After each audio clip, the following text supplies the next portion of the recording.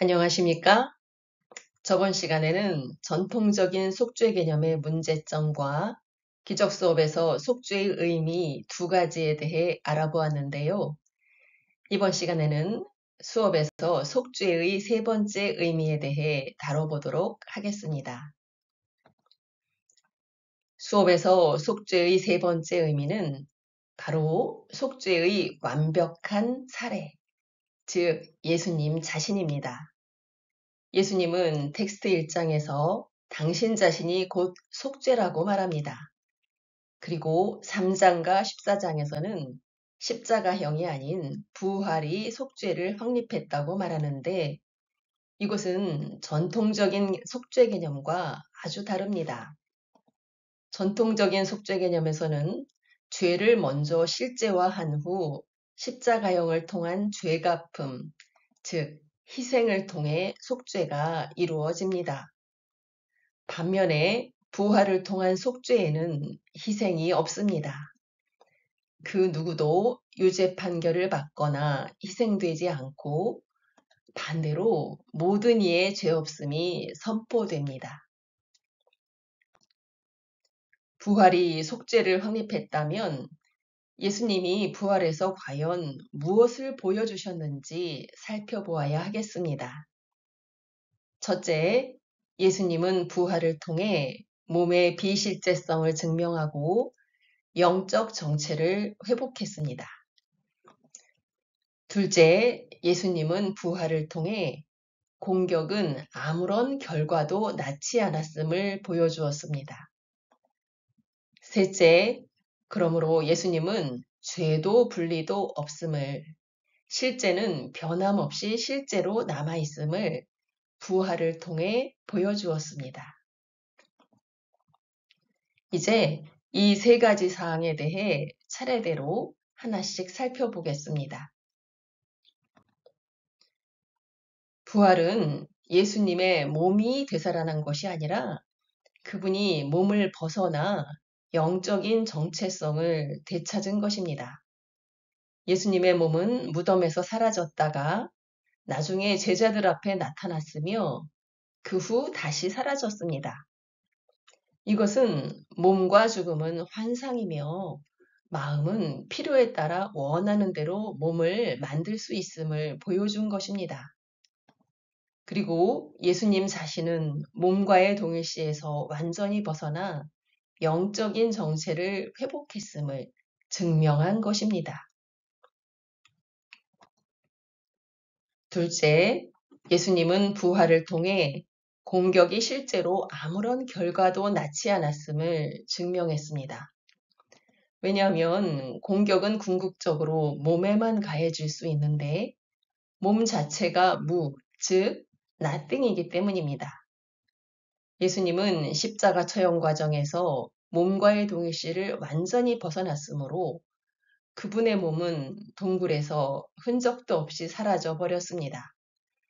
이처럼 공격받은 대상 자체가 없기 때문에 사람들이 예수님의 몸에 가한 공격은 그저 허공에 휘두른 칼이 되어버렸습니다.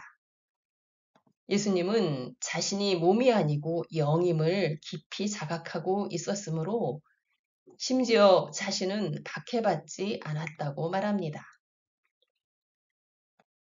셋째, 그러므로 예수님은 부활을 통해 죄가 없으며 따라서 분리도 없음을 증명했습니다. 십자가 처형 때 사람들이 예수님의 몸에 가한 공격은 아무런 결과도 낳지 않았고 따라서 그들은 죄가 없습니다. 그들은 실제로 아무것도 공격하거나 파괴하지 않았습니다. 예수님은 이렇게 부활을 통해 그들을 죄의식에서 풀어주었습니다. 이렇게 몸과 공격과 죄 자체가 무효화되었으므로 예수님에게 하느님과의 분리는 실제가 아닌 것이 됩니다. 이렇게 예수님은 부활을 통해 스스로 속죄를 완벽하게 받아들였으며 이를 통해 하느님과의 하나인 상태를 회복했습니다. 이로써 예수님은 속죄 자체가 되었습니다. 예수님은 이렇게 속죄 계획에서 당신의 역할을 완벽하게 이행함으로써 전체 속죄 계획을 주관하게 되었습니다. 예수님은 우리가 속죄에서 어떤 역할을 맡았는지 알려주고 그것을 이행하기 위해 어떤 기적을 행해야 할지 알려줍니다. 그리고 우리가 속죄에 동참하여 형제들에게 속죄를 전해주기 전에는 이러한 예수님의 역할이 완성되지 않을 것이라고 말하면서 우리를 속죄로 초대합니다. 또한 예수님은 속죄 과정의 맨 끝에 서서 우리가 교정하는 데 실패한 사랑의 결핍을 채워주기 위해 대기하고 있습니다. 마치 어린 동생에게 자전거 타는 법을 가르치는 형처럼 예수님은 옆에서 격려하고 뒤에서 잡아주고 저 앞에서 박수치며 응원하고 있습니다. 여러분이 만약 자신의 삶을 주의 깊게 돌아본다면 예수님이 얼마나 많은 순간에 여러분을 부르면서 속죄에 동참하자고 요청하셨는지 깨달을 수 있을 것입니다. 그것은 어둠의 빛을 가져다주는 계획이며 속박되어 있고자 하는 형제들을 전부 해방하는 계획입니다.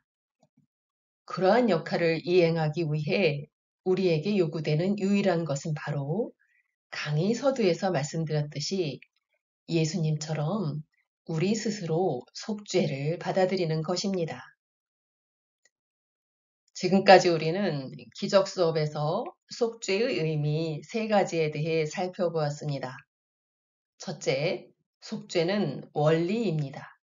그것은 죄와 분리가 애초에 불가능했으며 우리는 하느님이 창조하신 대로 남아있다는 원리입니다. 이 원리를 받아들이는 것이 바로 스스로 속죄를 받아들이는 것입니다. 둘째, 속죄는 무효화입니다. 우리는 스스로 속죄를 받아들임으로써 기적 일꾼이 되어 다른 이들의 사랑의 결핍을 무효화하기 위한 속죄 계획에 동참합니다. 셋째, 속죄는 예수님 자체입니다. 예수님은 부활을 통해 속죄에서 자신이 맡은 역할을 완성했으며 이를 통해 속죄 계획 전체를 주관하게 되었습니다. 그리고 우리를 부르면서 속죄 계획에 동참하라고 요청합니다. 이상으로 기적 수업의 핵심 주제 중 속죄에 대한 강의를 마치겠습니다. 경청해 주셔서 감사합니다.